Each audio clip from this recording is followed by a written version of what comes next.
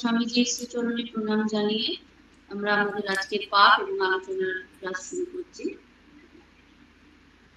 বিশ্বচার্যঃ জগৎবন্দং বিবেকানন্দরূপিণং বিদেশ্বরাদিসমুৎপন্ন্য সপ্তর্ষি মণ্ডলাগতম জ্ঞানভক্তিপ্রদাতারं পদ্মাক্ষগৌরবিগ্রহं ध्ययो देवं जतिपुञ्जं लोककल्याणकारिणं परतत्ते सदा लीनं रामकृष्ण समग्रया यो धर्मस्थापनरतो वीरेशं तं नमाम्यहम् वीरेशं तं नमाम्यहम् रामकृष्ण प्रणमामि।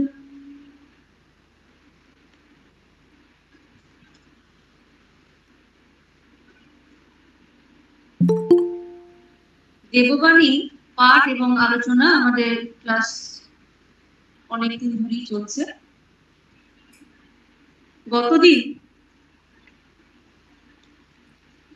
আমাদের যে পাঠের অংশটুকু শুরু হয়েছিল সেটি বুধবার 24শে জুলাইয়ের দিনটি প্রথমটুকু আমরা গতদিন পাঠ করেছিলাম। আজকে তার পর থেকে হবে। স্বামীজি বলছেন, মন আত্মার জ্ঞেয়, কিন্তু মন সব প্রকাশ নয়। আত্মা কোনো বস্তুর কারণ হতে পারে না। কি রূপে হবে? পুরুষ প্রকৃতিতে যুক্ত হবে কি রূপে? পুরুষ প্রকৃতপক্ষে কখনো প্রকৃতিতে যুক্ত হন না। অবিবেকের দরুন বোধ হয় পুরুষ প্রকৃতিতে যুক্ত হয়েছে। এটা স্বামীজি একটি বিশেষ দিকের কথা এখানে উল্লেখ করছেন। এখানে পুরুষ প্রকৃতি বলতে কিন্তু আমরা নারী পুরুষ বুঝবো না। এখানে স্বামীজি যেটি বলতে চেয়েছেন যে মন আত্মার জ্ঞেয়, কিন্তু মন স্বপ্রকাশ নয়। মন নিজে থেকে প্রকাশিত হতে পারে না। আত্মা কোনো বস্তুর কারণ হতে পারে না, কারণ আত্মা তো সৃষ্টি ধ্বংস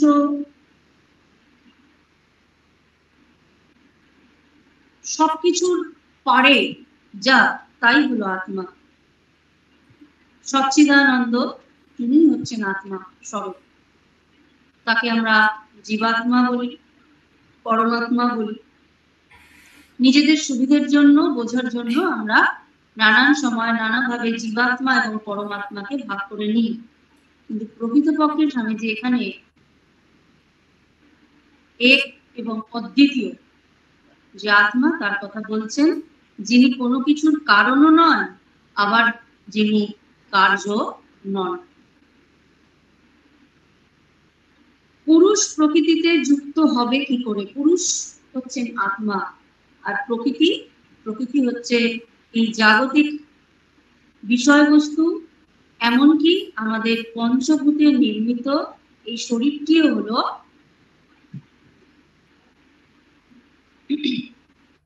প্রকৃতি। কারণ প্রকৃতি দ্বারা এই জগতের পঞ্চভূতের বাইরে কোনো বিশেষ বস্তু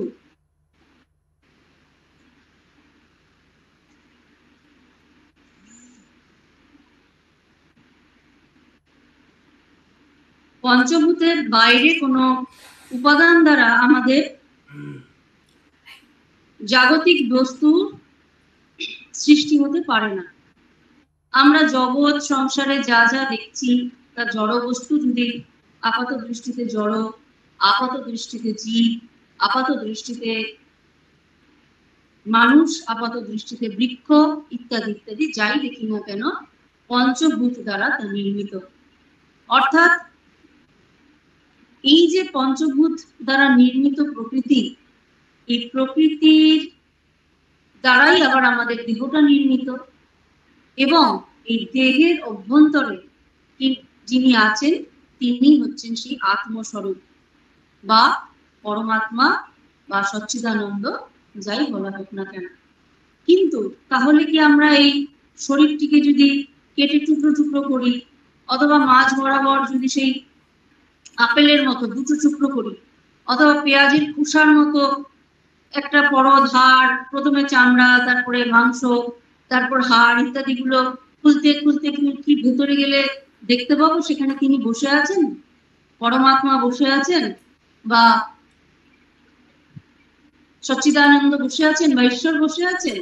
না, জাগতিক বা চর্ম চক্ষে তাকে দেখা যায় না, কিন্তু তিনি কোথায় আছেন? হৃদয় কন্দরে। কোন হৃদয়? যে হৃদয় মানসিক হৃদয়, হৃৎপিণ্ড নয়, কিন্তু হৃদয়ে বসে আছেন। এবং এই চোখ, যেই চোখ দ্বারা তাকে দর্শন করা যায়, সেই চোখ হলো আধ্যাত্মিক চোখ বা মানসিক চক্ষু। তা সেই মানসিক চক্ষু দ্বারা আমরা তাকে দর্শন করতে পারি।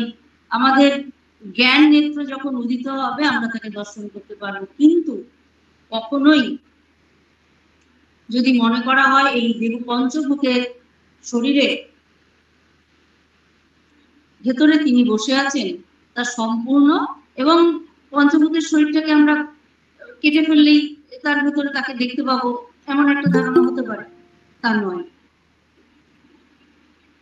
সেটাই বলছেন যে পুরুষ অর্থাৎ সচ্চিদানন্দ আত্মা, তিনি কখনো প্রকৃতিতে মিলিত হন না, জাগতিক পঞ্চভূতে নির্মিত জাগতিক বস্তুর সাথে তিনি মিলিত হন না, কিন্তু তিনি চালিত শক্তি, চালনা শক্তি হিসেবে তিনি এই সমস্ত জড়জগৎকে চালনা করছেন। বাইরে থেকে করছেন না, এর মধ্যেই রয়েছেন, পদ্ম পাতায় জলের মতো। পদ্ম পাতাতে রয়েছে জলটি, কিন্তু সেই জল পদ্ম পাতা স্পর্শ করছেন না, তিনি ঠিক সেইভাবে রয়েছেন। তারপর বলছেন, লোককে করুণার চোখে দেখো না, অথবা তারা অতিহীন দশায় পড়ে আছে এরকম মনে না করে অপরকে সাহায্য করতে শিক্ষা করো। শত্রু মিত্র উভয়ের প্রতি সমদৃষ্টি হতে শিক্ষা করো। যখন তা হতে পারবে আর যখন তোমার কোনো বাসনা থাকবে না, তখন তোমার চরম অবস্থা লাভ হয়েছে বুঝতে হবে। বলছেন যে লোককে করুণার চোখে দেখো না। আমরা অনেক সময় আহা দেখে কত করুণা হয় বলি, আহা দেখে কি করুণা হচ্ছে, একে যদি একটু সাহায্য করতে পারতাম, আহা দেখে খুব দয়া হচ্ছে, একে যদি একটু সাহায্য করতে পারতাম, ইত্যাদি কথাগুলো আমরা বলি। কিন্তু বলছেন যে এই করুণার চোখে তাকে দেখো না। কারণ করুণা কাকে করব, কাকে আমরা করুণা করতে পারি? যিনি আমার থেকে ছোট, আমার থেকে দুর্বল, আমার থেকে আমরা ভাবি যে আমার থেকে খুবই দুর্বল, অর্থনৈতিক দিক থেকে, মানসিক দিক থেকে, শিক্ষাগত দিক থেকে দুর্বল, তাকে আমি করুণা করছি। কাকে করছি? কে দুর্বল? তার মধ্যেই যিনি রয়েছেন সচ্চিদানন্দ, সেই পরমাত্মা, তিনি তো আমার মধ্যেও রয়েছেন। তাই আমি কাকে করুণা করব? তিনি বিভিন্ন রূপে লীলা করছেন, তিনি খেলছেন, খেলাচ্ছেন, তিনি দুঃখ দিচ্ছেন, তিনি আবার কৃপা করছেন। তাই আমরা কাউকে কৃপা বা করুণার দৃষ্টিতে দেখব, দেখাটা আমাদের ঔদ্ধত্য মাত্র, আমাদের ভুল ভ্রান্তি। আমি কাউকে করুণা করছি, আমি কাউকে কৃপা করছি, আমি কাউকে সেবা করছি, সম্ভব নয়। তাই বলছেন কাউকে করুণার চোখে দেখো না, অথবা তার অতি হীন দশায় পড়ে আছে এই রকমটাও ভেবো না। ঈশ্বর কে কাকে হীন দশায় ফেলে রাখবেন? তার মধ্যেও যিনি আছেন তিনি তো সেইভাবেই লীলা করছেন। তবে উপায়? তাহলে কি আমরা স্বার্থপরের মতো মুখ ঘুরিয়ে থাকবো? বলছেন না, সেটিও করো না। কি করতে বলছেন? এইরকম মনে না করে অপরকে শুধু সাহায্য করতে শিক্ষা করো। অর্থাৎ ঈশ্বর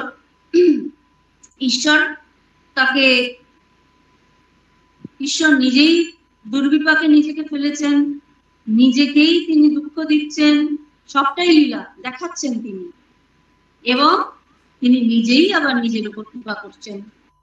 শুধু যন্ত্রটা আমরা, বিভিন্ন যন্ত্র থাকে না, আজকাল তো অনেক রকম যন্ত্র বেরিয়েছে।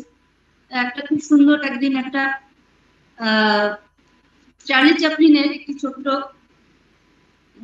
মুভিতে দেখাচ্ছিল, যে খুব বেশ মজা লেগেছে আমার, এই ক্ষেত্রে সেটা মনে পড়ে গেল। মানুষকে খাওয়ানোর মুভিটা ছিল, খাওয়াচ্ছে ওকে। সেই চেয়ারে বসে পড়লেন তিনি, তিনি বসে পড়লেন, সঙ্গে সঙ্গে চেয়ারের পেছনের সিটটার থেকে দুটো হাত বেরিয়ে এসে তার মাথাটাকে একদম শক্ত করে দুটো চেপে ধরে রইল। হঠাৎ করে তার হাত দুটো হাতলের মধ্যে আটকে গেল, এবং তার সামনে একটা টেবিল চলে এলো, টেবিলের মধ্যে নানান রকমের যন্ত্র এবং খাবার দাবার।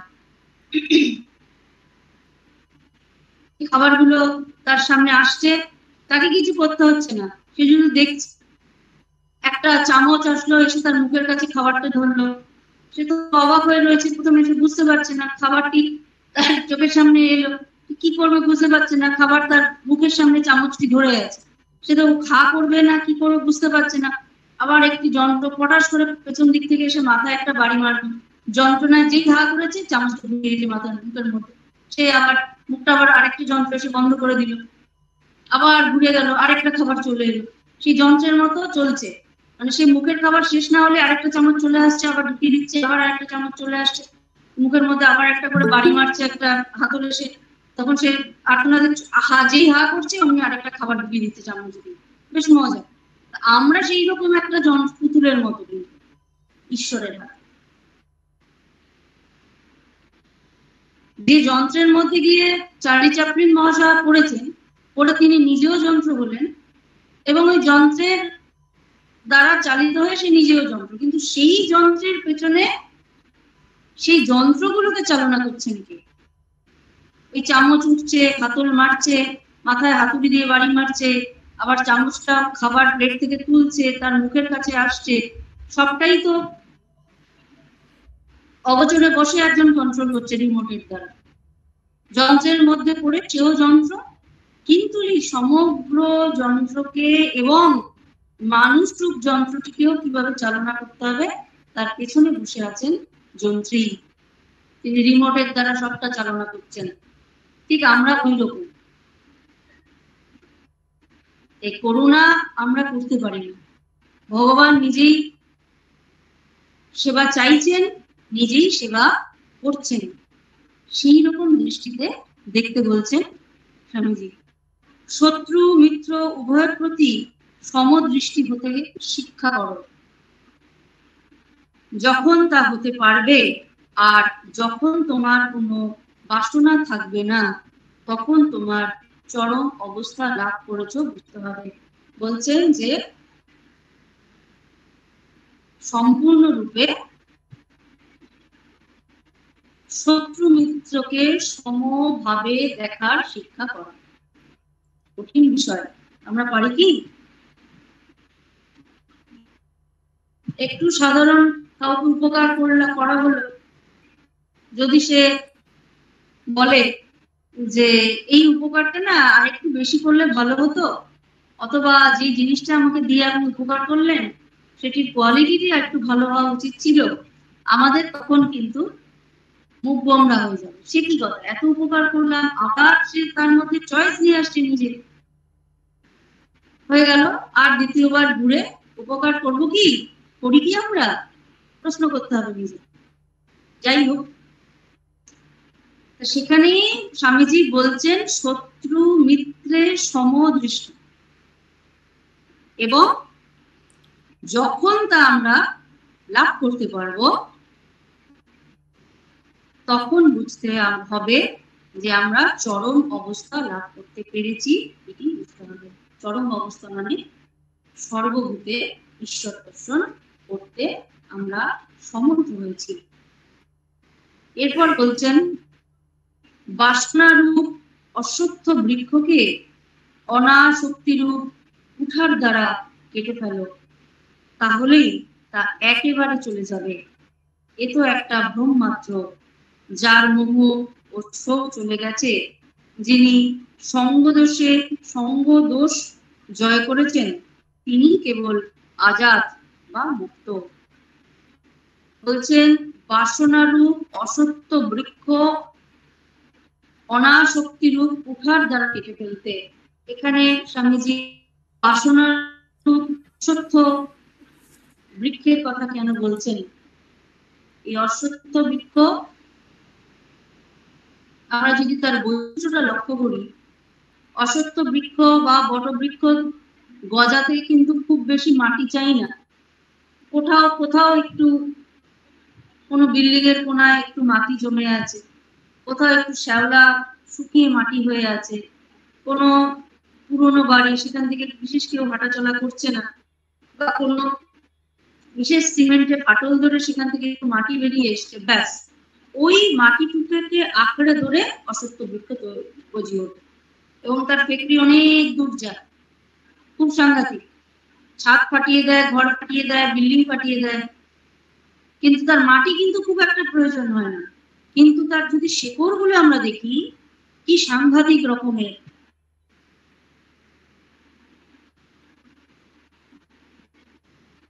চলে এদিক ওদিক থেকে একদম গুচ্ছের মতো এদিক ওদিক, সে নিমেষের মধ্যে, কিছু দিনের মধ্যে কেটে দেওয়া হলো, আবার কিছু দিনের মধ্যে সে একেবারে সমগ্র জায়গাটাকে আঁকড়ে ধরে বড় হচ্ছে। এরকম দেখা যায় অনেক পুরোনো দিনের মন্দির আমি দেখেছি, যেখানে পুরো অসত্য বৃক্ষটা মন্দিরের মাথার উপরে গিয়ে উঠেছে। কারণ হচ্ছে ওই গজিয়েছিল, তারপরেও ওই মন্দিরের মাথায় কোনো ক্রমে গজিয়েছে, কিন্তু সমগ্র শেকড় দিয়ে মন্দিরটাকে আঁকড়ে ধরে সে মাথার উপরে দাঁড়িয়ে আছে। মাটির দরকার হচ্ছে না কিন্তু খুব একটা, সমস্ত মন্দিরটাকে ঘিরে ফেলেছে তার শেকড়টা, এবং সেটি মন্দিরটা সমস্তটিকে পার করে সে মাটিতে এসে মূলটাকে ঢুকিয়ে দিয়েছে।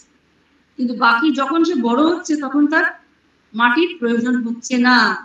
আমাদেরও বাসনার ক্ষেত্রে একই বিষয়।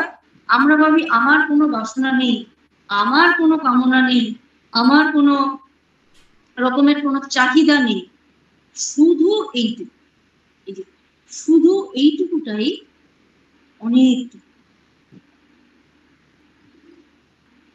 শুধু এইটুকুটাই অনেকটুকু। কেন? সেই স্বামীজি উদাহরণটা দিচ্ছেন যে সামান্য অসত্য গাছ কি, সামান্য মাটি, সেটাকেই সম্পূর্ণরূপে আঁকড়ে ধরে চললো।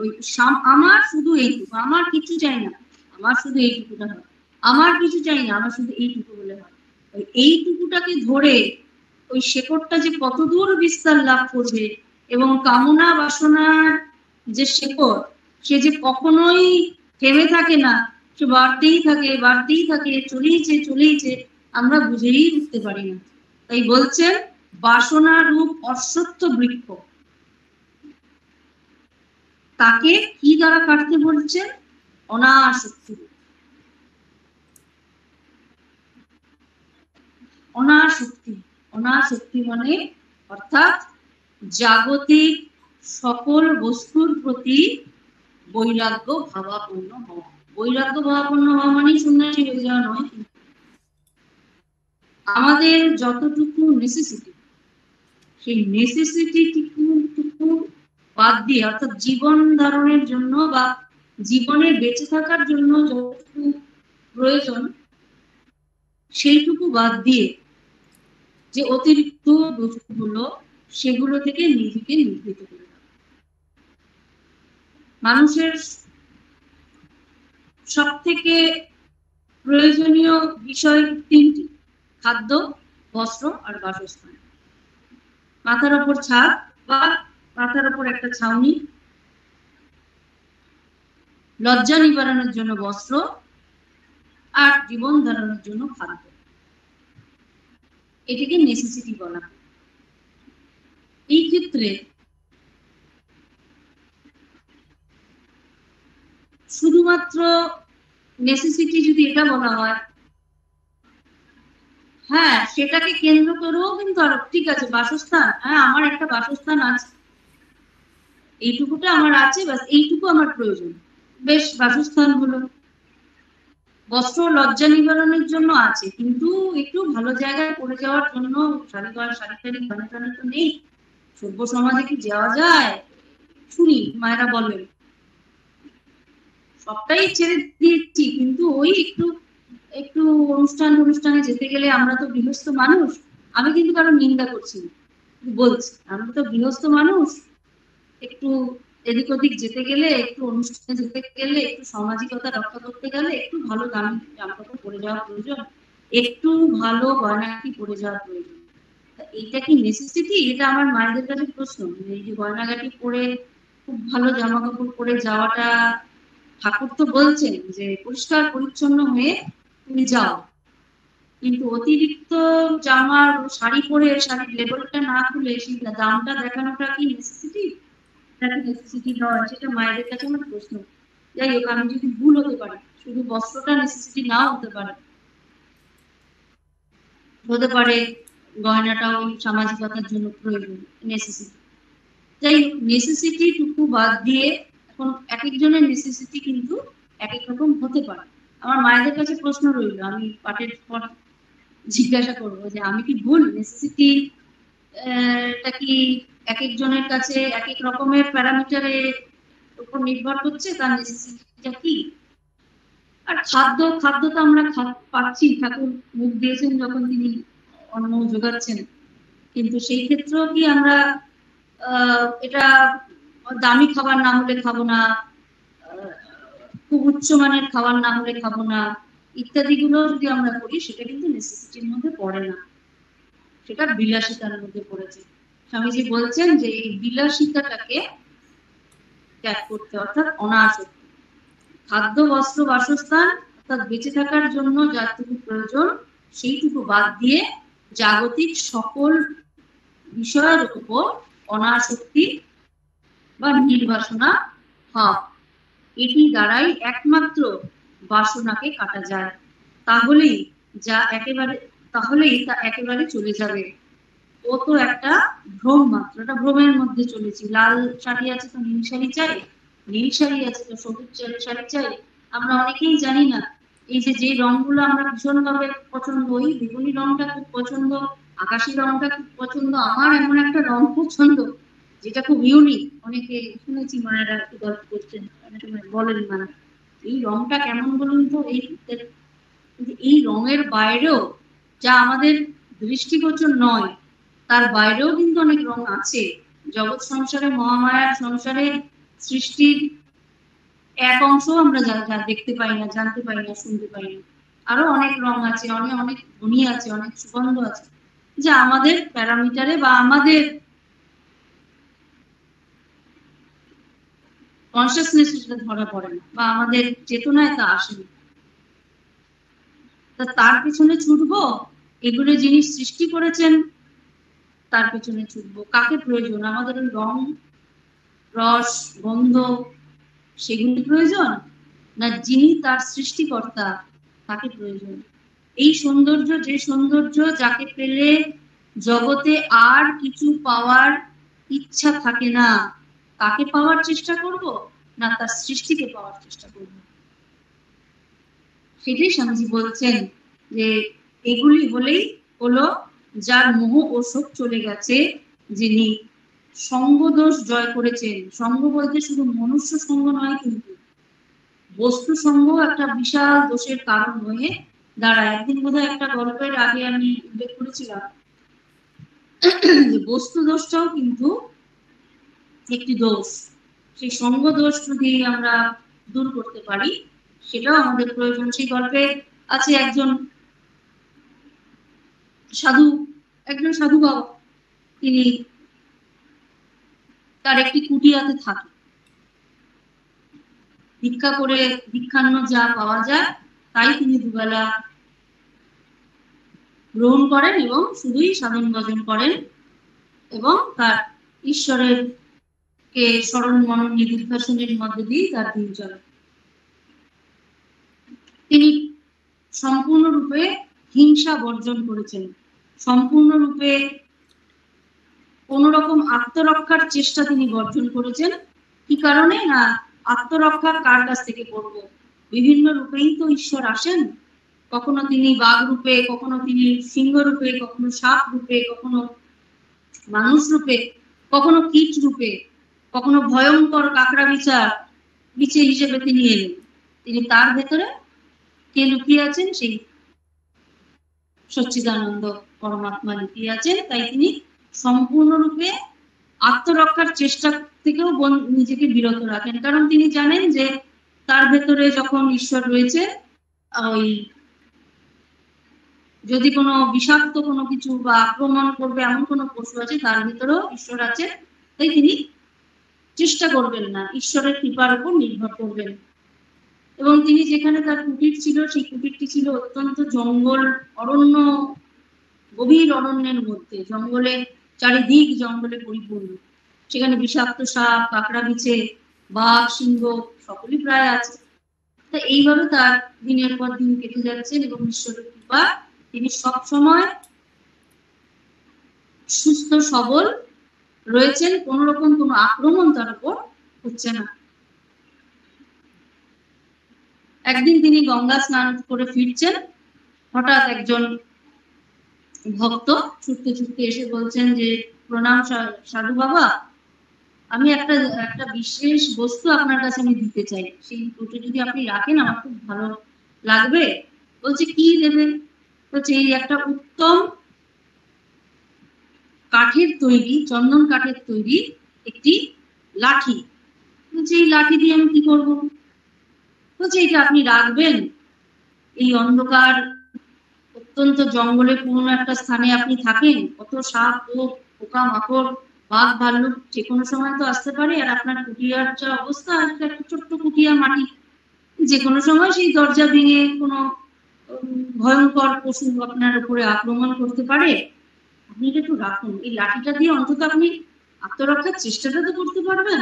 অথবা কোনো ডাকাত আপনার উপরে এসে, অথবা কোনো লুটেরা এসে আপনার উপরে আক্রমণ করলো, অন্তত আপনি আত্মরক্ষার চেষ্টা তো করতে পারবেন। সাধু বাবা বলছেন না না, আমার ওসবের প্রয়োজন নেই। বলছে না না, আপনি নিয়ে যান, আপনি এটা নিলে আমি খুব সন্তুষ্ট হব, খুব নিশ্চিন্ত হব। আমি খুব চিন্তায় থাকি, আপনি রাত্রিবেলা ওরম ভাবে থাকছেন আপনার কুটিরে, কোনো আত্মরক্ষার জিনিস নেই, আপনি এটা দয়া করে গ্রহণ করুন। বেশ, সাধু বাবা থেকে সেটি গ্রহণ করলেন, কুটিয়াতে ফিরলেন। এবার স্নানাদি সম্পন্ন হয়েছে, সামান্য আরাধি করে তিনি জপে বসেছেন। আর লাঠিটি দেখতে ভারী সুন্দর, তারপরে আবার চন্দন কাঠ, সেটি তিনি তার পাশে শুয়ে রাখেন। বেলা বাড়তে লাগলো, সাধু বাবা সুন্দরভাবে জপ ধ্যানে মগ্ন হয়ে রয়েছেন, তার ঈশ্বরের স্মরণ মনন করছেন, আনন্দে পূর্ণ হয়ে তিনি জপ ধ্যান করছেন। এমন সময় একটা অতি বিষধর একটি সাপ তার কুটিয়াতে প্রবেশ করল। এইরকম সাপ তার কুটিয়াতে প্রবেশ করে এবং তিনি কিন্তু সম্পূর্ণভাবে নিরাসক্তভাবে জপ করতে থাকেন বা ধ্যান করতে থাকেন বা ঈশ্বরকে সেবা, ঠাকুরের সেবা করতে থাকেন। সেই সাপ ঢুকে, কাঁকড়া কাছে ঢুকে, ঈশ্বরের কৃপায় তারা আবার নিজের মতো করেই বেরিয়ে যায়।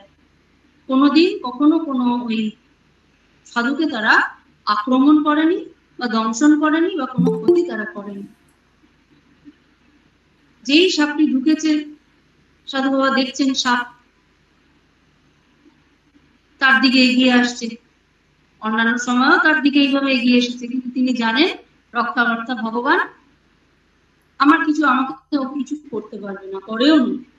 ধীরে ধীরে ধীরে ধীরে সাপটা তার দিকে এগোচ্ছে, ঈশ্বরের লীলা তো, ধীরে ধীরে ধীরে ধীরে তার দিকে এগোচ্ছে এগোচ্ছে এগোচ্ছে এগোচ্ছে।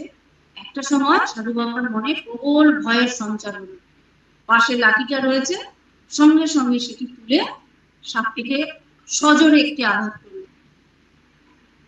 সজোরে আঘাত করার সঙ্গে সঙ্গেই সাপটি প্রায় আধমরা। তারপর সেটিকে, তাতে ক্ষান্ত হলেন না সাধু বাবা। বিষধর সাপ আবার যদি বেঁচে উঠে সে আক্রমণ করে, বা দংশন করে, আহত হয়ে আছে, সেটাকে মারতে মারতে সম্পূর্ণ সেটাকে মেরে ফেলল। তারপর ওই লাঠি টিপি করেই তাকে বাইরে জঙ্গলে নিয়ে ফেলে দিয়ে যখন তিনি ফিরছেন, তখন তিনি ভাবছেন যে আমি তো সম্পূর্ণরূপে ঈশ্বর নির্ভরশীল হয়েছিলাম, তাহলে আমার মনে এই ভয়ের সঞ্চার এবং এই সাপটিকে আঘাত করে তাকে নিঃশেষ করার ভাব মনে এলো কেন? এটা আসার কথা ছিল না, বহুদিন আগে আমি তা ত্যাগ করেছি। তিনি আস্তে আস্তে চিন্তা করলেন, এই লাঠিটা যদি আমার পাশে আজকে না থাকতো, তাহলে আমি তাকে মারার বিষয়ে ভাবতামই না, কারণ আমার কাছে কোনো অস্ত্র নেই, আমি সম্পূর্ণ ঈশ্বর নির্ভরশীল। কিন্তু এই লাঠিটি আমাকে ঈশ্বরের উপর নির্ভরশীলতা থেকে সামান্য বিচ্যুতি ঘটালো। এটি হলো বস্তুদোষ। ঈশ্বরের ওপর সেখান থেকে ভরসা সামান্য হলেও কিন্তু নড়ে গেল এবং লাঠির ওপর তার সে সজোরে আঘাত করে সাপটিকে হত্যা করল।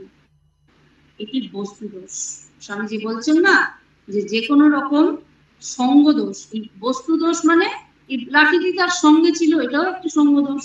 শুধু মানুষের সঙ্গ করলেই যে দোষ যুক্ত হবো তা নয়, বস্তুর সঙ্গ করলেও নানান ভাবে আমরা দোষ যুক্ত হতে পারি। যেমন এখন সব থেকে বড় বস্তু দোষ বা সঙ্গ দোষ হচ্ছে আমাদের মোবাইল, যা প্রায় ইয়াং জেনারেশনকে একেবারে আসক্ত করে ফেলেছে। তাদের পড়াশোনার ইচ্ছে প্রায় চলে গেছে, তাদের নিঃস্বার্থপর কাজ করার ইচ্ছে প্রায় চলে গেছে। সারাক্ষণ ওই বস্তু দোষ, কখনো ওটি রেখে দিল পাশে, কখনো টুং করে বেজে উঠছে, কখনো টং করে বেজে উঠছে, সবসময় ওটার দিকে একেবারে মনোনিবেশ। কারোর সাথে কথা বলতে বলতেই মনে ছিল টুং করে একটা বাজবে, এই বোধহয় একটা মেসেজ এলো, ওখানে টং করে বেজে উঠলো, এই বোধহয় আরেকটা কি মেসেজ এলো, এই বোধহয় কোনো একটি আপডেট এলো, এই বোধহয় জগতে কোথায় কি হচ্ছে, কি সব এসে গেল, যেগুলো প্রয়োজন নেই কিন্তু আসছে, কিন্তু সেটার দিকে কনসেন্ট্রেট করে থাকতে হচ্ছে। এইটাও আমাদের একটা বস্তু দোষ। তাই স্বামীজি বলছেন যে সঙ্গ দোষ জয় করছেন তিনি কেবল, যিনি সঙ্গ দোষ জয় করেছেন তিনি কেবল আজাদ বা মুক্ত। কোনো ব্যক্তিকে বিশেষভাবে ব্যক্তিগতভাবে ভালোবাসা হচ্ছে বন্ধন। সকলকে সমানভাবে ভালোবাসো, তাহলে সব বাসনা চলে যায়। এটি হচ্ছে কথা। স্বামীজি এক জায়গায় বলছেন, ঠাকুর আমাকে যেমন ভাবে ভালোবাসতেন, আমি তোমাদের যেমন ভাবে ভালোবাসি, তোমরা সবাইকে সেভাবে ভালোবেসো, সকলকে সেভাবে ভালোবেসে দেখাও দেখি। সকলকে সমানভাবে ভালোবাসা, ভালোবাসা যে বস্তুটি, সেটি যদি আমরা একটু ভাবি, আমরা ভালোবাসি কেন বা ভালোবাসার বিষয় কি? কারোর গুণ দেখে আমরা কাউকে ভালোবাসি? মা কি তার সন্তানের গুণ দেখে মাকে ভালোবাসেন না? মাকে ভালো সন্তান যেমন ভালোবাসে, কি গুণ দেখে? মায়ের কোনো গুণ দেখে সে মাকে ভালোবাসছে না, সন্তানের কোনো গুণ দেখে মা সন্তানকে ভালোবাসছে না। মা সন্তানকে ভালোবাসবে, এটাই স্বাভাবিক। ঠিক সেইভাবে আমাদের জগৎ জননী কিন্তু সকলকে ভালোবেসেছেন। তার কাছে তিনি বলছেন যে আমার কাছে সন্ন্যাসী সন্তানেরও যা, সাধারণ সন্তানেরাও তা। তাই জন্য তিনি একজন মুসলমান সন্তান আমজাদকেও যেমন ভালোবাসতেন, ঠিক তেমন ভাবেই রাখাল মহারাজ, শশী মহারাজ, শরৎ মহারাজ অর্থাৎ সন্ন্যাসী ভক্ত যারা, তাদেরও ভালোবাসতেন। আবার গিরিশ ঘোষ থেকে শুরু করে অন্যান্য সংসারী ভক্তদেরও তিনি সমানভাবে ভালোবাসছেন, আমরা তা দেখে এসেছি। এবং বিদেশ থেকে মার্গারেট এসছেন, দুজনে কেউ কারো ভাষা জানেন না। স্বামীজি অবাক হয়ে দেখছেন কি, দুজনে কেউ কারো ভাষা জানছেন না, কিন্তু চোখের কথায়, মনের ভাষায় একে অপরের সঙ্গে এক অবিচ্ছিন্ন ভালোবাসার বন্ধনে আটকে পড়েছেন, যুক্ত হয়ে গেছেন। সে যা ভালোবাসা, বিদেশে গিয়ে এক জায়গায় মাদার মেরিকে দেখে সিস্টার নিবেদিতা বলছেন যে মা আমি এখানে আজকে মাদার মেরিকে দেখলাম, সেখানে তার মুখটা দেখলাম একদম তোমার, অর্থাৎ বিশ্বজনীন সেই মাতৃসত্তাকে তিনি দেখছেন মায়ের মধ্যে। কেন? এই সীমাহীন ভালোবাসা, যে ভালোবাসায় কোনো সীমা নেই, অর্থাৎ কোনো দেহের সীমা নেই, কোনো জাতের সীমা নেই, কোনো গুণ অগুণের সীমা নেই, ভালো মন্দের সীমা নেই। এই ভালোবাসার কথা স্বামীজি বলছেন যে ব্যক্তিগতভাবে ভালোবাসা হচ্ছে বন্ধন, কারণ সেই ভালোবাসায় একটা পরিবর্তে কিছু পাওয়ার আশা থাকবেই, অর্থাৎ কন্ডিশনাল লাভ। স্বামীজি এখানে আনকন্ডিশনাল লাভের কথা বলছেন, অর্থাৎ বসুধৈব কুটুম্বকম, পৃথিবীর সকল মানুষকে সমান চোখে দেখা, তাদের সমানভাবে ভালোবাসা। যদি আমরা মনে করতে পারি, এ কি সম্ভব হতে পারে নাকি কখনো? এটা কি সম্ভব প্রত্যেককে আমি সকল সমানভাবে ভালোবাসবো? কি করে সম্ভব? একজন ক্রিমিনাল, একজন মহাদোষে দুষ্ট, একজন আমার সঙ্গে চিরকাল শত্রুতা করছে, একজন হয়তো এত জঘন্য নিকৃষ্ট যে তার দিকে চোখ তুলে তাকানো যাচ্ছে না, তাকে যেমন ভালোবাসবো আমি নিজের সন্তানকে বা আমার যারা খুব কাছের মানুষ তাদেরকে সমান ভালোবাসবো। কি সম্ভব হতে পারে নাকি তা? স্বামীজি বলছেন হতে পারে। কখন? যখন সর্বভূতে তার দর্শন আমরা পাবো, তাকে দেখতে পাবো। কারণ কোন ব্যক্তিকে ভালোবাসা অর্থাৎ তার আকারটাকে ভালোবাসা, সে চোখের সামনে যে সীমাটা রয়েছে সেই সীমাটাকে ভালোবাসা, সীমা দ্বারা আবদ্ধ একটা ব্যক্তি সত্তা, তাকে ভালোবাসা, সেটা বন্ধন। সকলকে সমানভাবে ভালোবাসো, তাহলে সব বাসনা চলে যাবে, কোনো এক্সপেকটেশন থাকবে না। সর্বভক্ষ কাল এলে সকলকেই যেতে হবে। অতএব পৃথিবীর উন্নতির জন্য ক্ষণস্থায়ী প্রজাপতিকে রংচঙে করবার জন্য কেন চেষ্টা করো? সবই তো শেষে চলে যাবে। সাদা ইঁদুরের মতো এই খাঁচায় বসে কেবল ডিগবাজি খেও না। সদাই ব্যস্ত, অথচ প্রকৃত কাজ কিছু হচ্ছে না। বাসনা ভালোই হোক আর মন্দই হোক, বাসনা জিনিসটাই খারাপ। এ যেন কুকুরের মতো মাংস খণ্ড পাবার জন্য দিন রাত লাফানো, অথচ মাংসের টুকরোটা ক্রমাগত সামনে থেকে সরে সরে যাচ্ছে, আর শেষ পর্যন্ত কুকুরের মতো মৃত্যু। ওরকম হয়েও না, সমস্ত বাসনা নষ্ট করে ফেলো। বলছেন সর্বভক্ষ কাল এলে সকলকেই যেতে হবে, সেটা আমরা জানি যে সকলকেই যেতে হবে। অতএব পৃথিবীর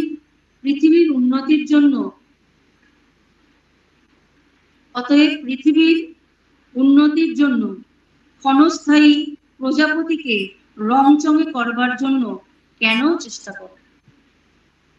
সুন্দর বলছেন সবটাই ক্ষণিকের, সবটাই ক্ষণিকের, সবই তো শেষে চলে যাবে। সাদা ইঁদুরের মতো খাঁচায় বসে কেবল ডিগবাজি খেও না। এই আমরা সবসময় ব্যস্ত হয়ে থাকি, কিভাবে আরো সুখ পাবো, কিভাবে আরো স্বাচ্ছন্দ্য আসবে, কি করে আরো অর্থ আসবে, সুখ, টাকা তুলে তুলে টাকা আসবে এবং তা দ্বারা আমরা সুখ আর শান্তি দোকান থেকে কিনে নিয়ে আসবো। সেটাকে ইঁদুরের ডিগবাজি খাওয়া বলছেন স্বামীজি। বলছেন এটা কখনো সম্ভব নয়। সদাই ব্যস্ত থাকছো, কিন্তু অথচ কি কারণে? কোনো কাজ হচ্ছে না। কি কাজ হচ্ছে? অর্থটা একজনের কাছ থেকে আরেকজনের কাছে আসছে, আবার ঘুরে তা অন্যের কাছে যাচ্ছে, আবার সেটাকে ফিরিয়ে নিজের কাছে আসছে। মাসের প্রথমে যখন যারা বেতন পায়, সংসার চালান, তারা তাদের বেতনটাকে মাসের শেষ দিন পর্যন্ত একইভাবে ধরে রাখতে পারি কি? আমরা পারি না তো, ভেবে দেখুন তো। আবার পরের মাসে যখন সে বেতন পাচ্ছে, আবার সেটিকে নানান কাজে ব্যয় হচ্ছে, সংসার চালানোর কাজে ব্যয় হচ্ছে, আবার সেটি একটা সময় সেটি ফিরে আসছে, ঘুরছে। তাই তাকেই শুধু ধরার জন্য আমাদের চেষ্টা। এ যেন কুকুরের মতো মাংস খণ্ড পাবার দিন রাত লাফানো, অথচ মাংসের টুকরো ক্রমাগত সামনে থেকে সরে সরে যাচ্ছে। অর্থের কি তাহলে প্রয়োজন নেই? অবশ্যই আছে, কিন্তু জীবনের জন্য অর্থ, অর্থের জন্য কিন্তু জীবন নয়, আমরা সেটা ভুলে যাই। এখন জীবিকা যা দাঁড়িয়েছে, দেখা যায় 9 ঘন্টা ডিউটি, 12 ঘন্টা ডিউটি, 13 ঘন্টা, 14 ঘন্টা ডিউটি করে যখন মানুষ ফিরছেন ক্লান্ত, অবসন্ন মন, শরীর সকল কিছুরই যেন শক্তিহীন হয়ে পড়ছে, বাড়ি ফিরছেন, ফিরে খাওয়া দাওয়া হচ্ছে, ঘুম হচ্ছে, সকালবেলা উঠে আবার কাজে চলে। এই ছোটা, হ্যাঁ প্রয়োজন আছে, অর্থের অবশ্যই প্রয়োজন আছে, কিন্তু জীবনটারও তো প্রয়োজন আছে। যে কারণে পৃথিবীতে আসা সেটা নিয়ে ভাববারও কিন্তু প্রয়োজন আছে। এখন তো জীবিকার জন্যই যেন জীবন ধারণ, জীবন ধারণের জন্য জীবিকা নয়।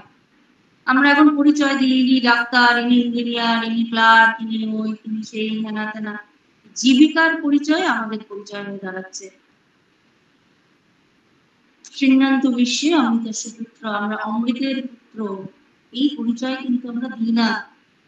স্বামীজি সেই পরিচয়ের কথা বলছেন, সেই পরিচয়টা দাও। তুমি আজকে ইঞ্জিনিয়ার, বড় চাকরি করছো, কোথাকার ইঞ্জিনিয়ার, এখানকার ইঞ্জিনিয়ার, কোথাকার ইঞ্জিনিয়ার, ওখানকার ইঞ্জিনিয়ার। একটা সময়ের পর সেখান থেকে যখন চাকরি চলে গেলে তখন তোমার পরিচয়টা কি? আমি অমুক অবসরপ্রাপ্ত ইঞ্জিনিয়ার, এইটা থাকবে না? আমি অমুক অবসরপ্রাপ্ত শিক্ষক, আমি অমুক অবসরপ্রাপ্ত উকিল, আমি অমুক অবসরপ্রাপ্ত চার্টার্ড অ্যাকাউন্টেন্ট। এটা পরিচয় মানুষের হতে পারে না, ভারতবর্ষের মানুষের হতে পারে না। তার একটা বিশাল পরিচয় আছে, সে ঋষি পুত্র। সে তার মধ্যে ঋষি তাকে বলছেন তুমি অমৃতের পুত্র, সেই কথা স্মরণ করো, ভুলো না, শোনো তোমরা অমৃতের পুত্র। স্বামীজি সেই আত্মস্বরূপ বা প্রকৃত নিজেকে, নিজের পরিচয়টিকে নিজের মনে রেখে এগোতে বলছেন। জীবনের জন্য জীবিকা যেন হয়, জীবিকার জন্য যেন জীবন না হয়, তাহলেই যন্ত্র হয়ে যাচ্ছি আমরা। কার যন্ত্র? ঈশ্বরের যন্ত্র নয় কিন্তু। যার আন্ডারে আমরা চাকরি করছি সেই মানুষগুলোর হাতের যন্ত্র। কেন হব? যন্ত্র হতে হয় যন্ত্রীর হাতে হব, সেই সর্বময় কর্তা যিনি, তার হাতের যন্ত্র। তাই জীবনের কিছুটা সময়, প্রত্যেক দিনের দিন যাপনের কিছুটা সময় যেন নিজের স্বরূপকে মনে করার, ঈশ্বরকে স্মরণ মনন করার জন্য আমরা রাখি। সেটা 10 মিনিট হোক, 5 মিনিট হোক, 20 মিনিট হোক, এটা ভাবতে হবে আমাদেরকে।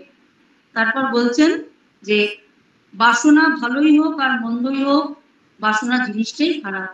এ যেন কুকুরের মতো মাংসখণ্ড পাওয়ার জন্য দিন রাত আমরা লাফাচ্ছি, আর মাংসখণ্ডটা কি হচ্ছে? আমি এত টাকা রোজগার করতে পারলে আর কিছু চিন্তা করবো, আমি নিশ্চিন্ত, এটা হয়ে যাবে, ওটা হয়ে যাবে, সেটা হয়ে যাবে, এটা ওটা সেটা হয়ে গেল, আবার এত টাকা আমি যদি রোজগার করতে পারি তাহলে এটা হয়ে যাবে, ওটা হয়ে যাবে, সেটা হয়ে যাবে, তারপর আমি নিশ্চিন্ত।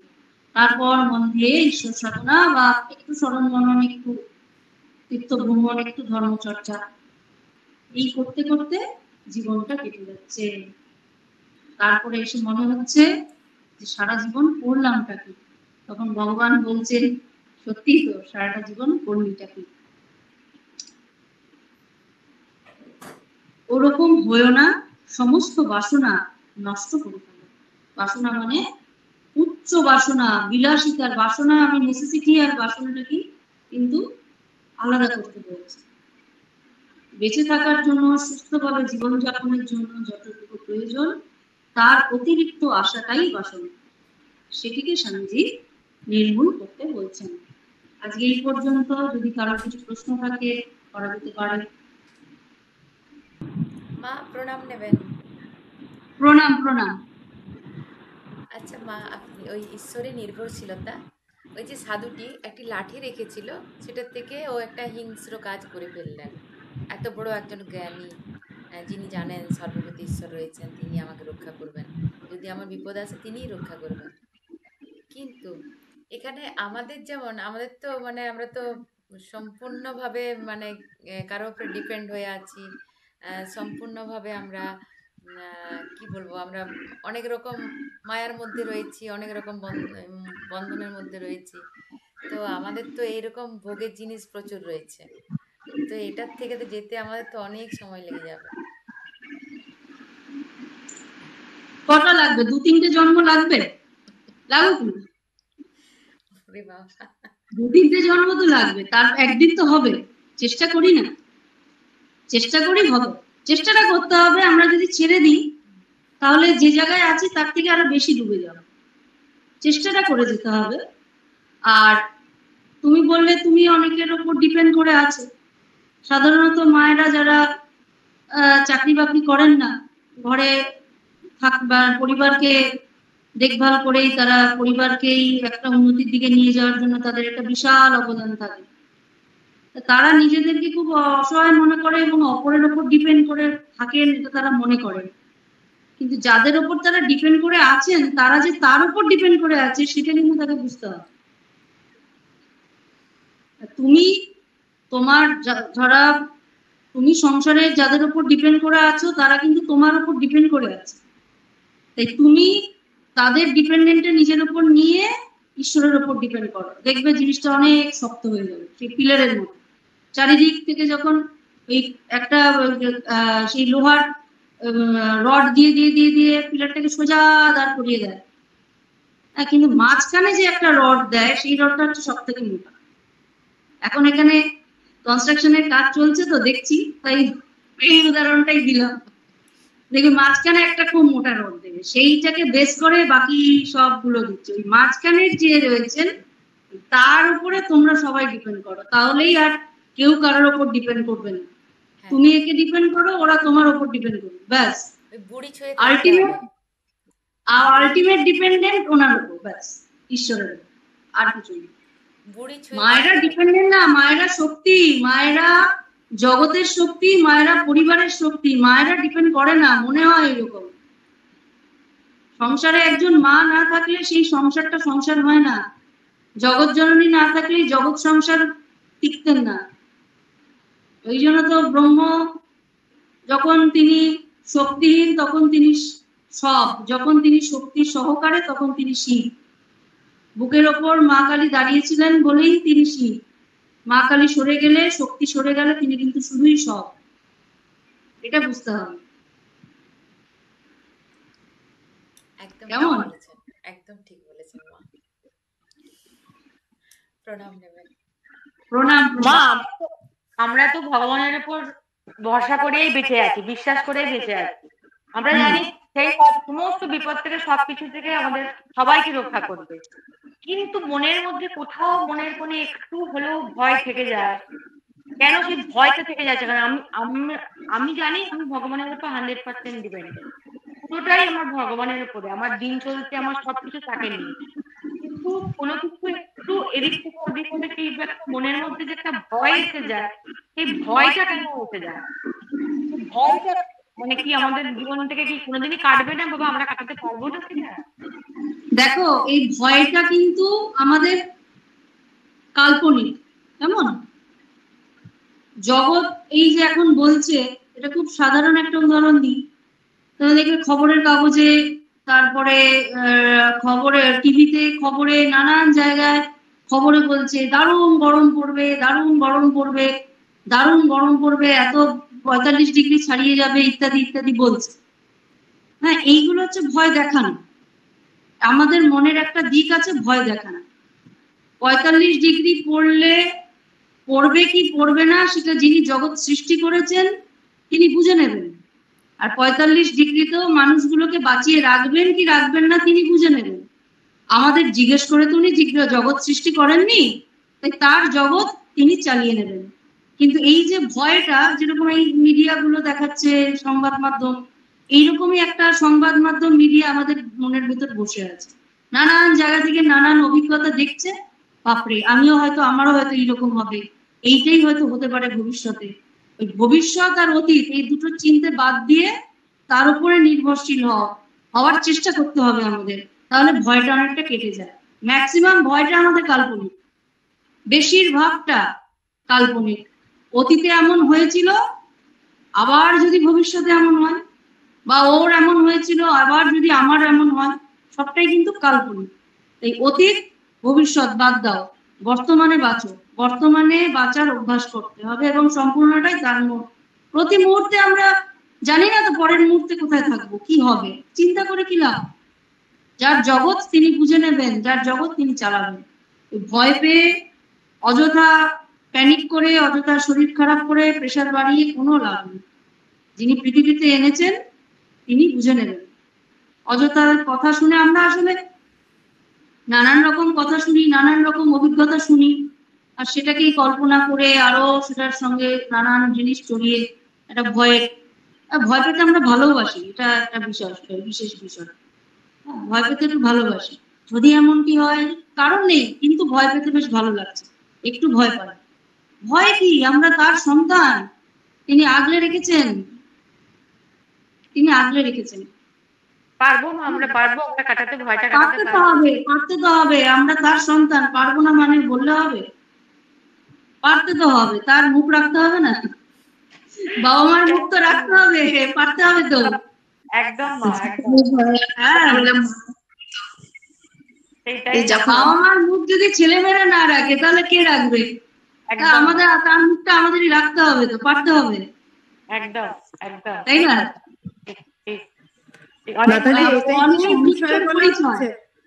মনে অনেক জোরে এলো মাতাজি।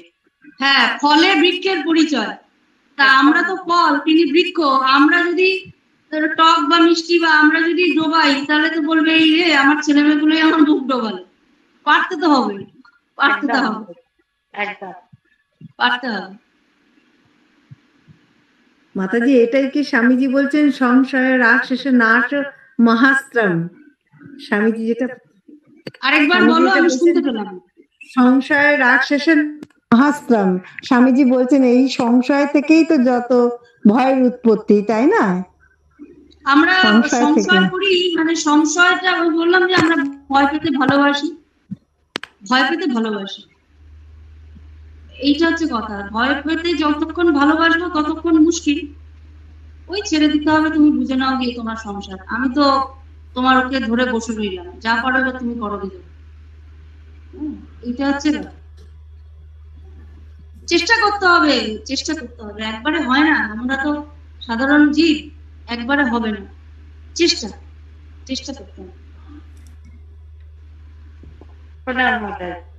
আমাদের অনুষ্ঠান সমাপ্তির দিকে সমাপ্তি সঙ্গীত নিবেদন করবেন ভাস্বতী ভট্টাচার্য। স্বামীজির চরণে আমি লুণ্ঠিত প্রণাম জানাই। মাতাজির শ্রী চরণে আমার ভক্তিপূর্ণ প্রণাম জানাই। ভক্তদের প্রতি যথাযথ স্থানে প্রণাম ও ভালোবাসা জানাই। শুরু করছি স্বামী প্রেমেশানন্দের লেখা একটি বিবেক গীতি। এসো ভুবন পাবন নারায়ণ, এসো ভুবন পাবন নারায়ণ,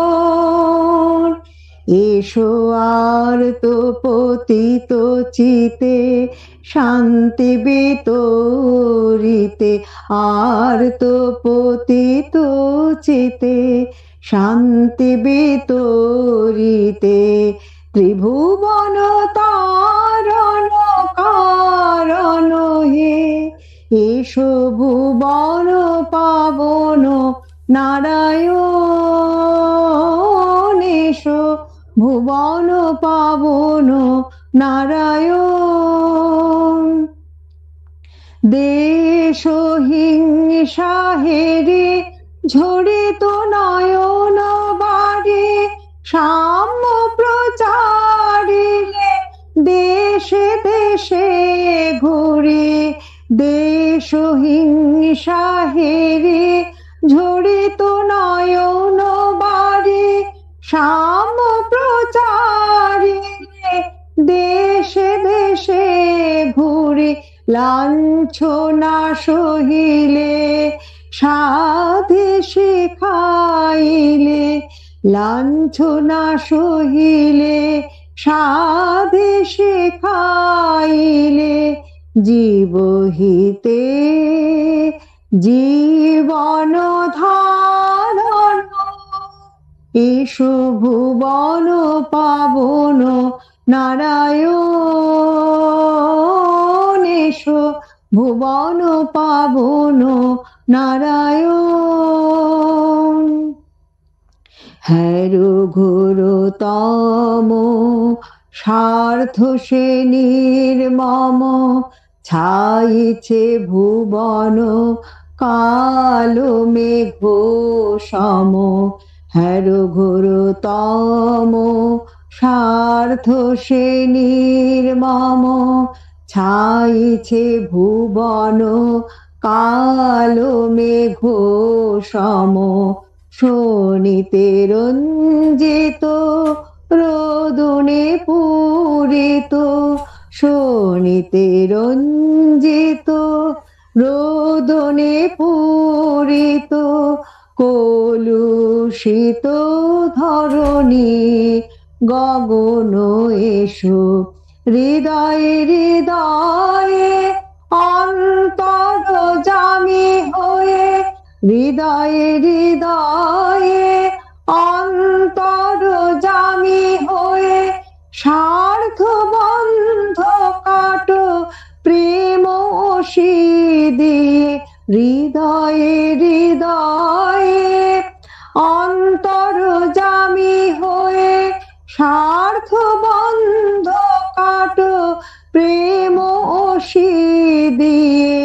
খুলিয়ে দাও ঠুলি হেরি নয়ন মেলি, খুলিয়ে দাও ঠুলি হেরি নয়ন মেলি। ঘটে ঘটে সেই নিরঞ্জন এসো, ভুবন পাবন নারায়ণ। এসো ভুবন পাবন নারায়ণ। বিজ্ঞান ভাস্কর এসো হে শঙ্কর, বিজ্ঞান ভাস্কর এসো হে শঙ্কর। ভৈরব অভিরবে মোহধান্ত হর, বিজ্ঞান ভাস্কর এসো হে শঙ্কর। ভৈরব অভিরবে মোহধান্ত হর, বিবেক আনন্দ দেহ বিবেকানন্দ। বিবেক আনন্দ দেহ বিবেকানন্দ। নন্দিত কর ত্রিভুবন এসো, ভুবন পাবন নারায়ণ। এসো ভুবন পাবন নারায়ণ। এসো আর্ত পতিত চিতে শান্তি বিতরিতে, আর্ত পতিত চিতে শান্তি বিতরিতে। ত্রিভুবন তারণ কারণ হে, এসো ভুবন পাবন নারায়ণ। এসো ভুবন পাবন নারায়ণ। এসো ভুবন পাবন নারায়ণ। জয় ঠাকুর, জয় মা, জয় স্বামীজি। মাতাজি আপনাকে প্রণাম জানাই। জয় মা।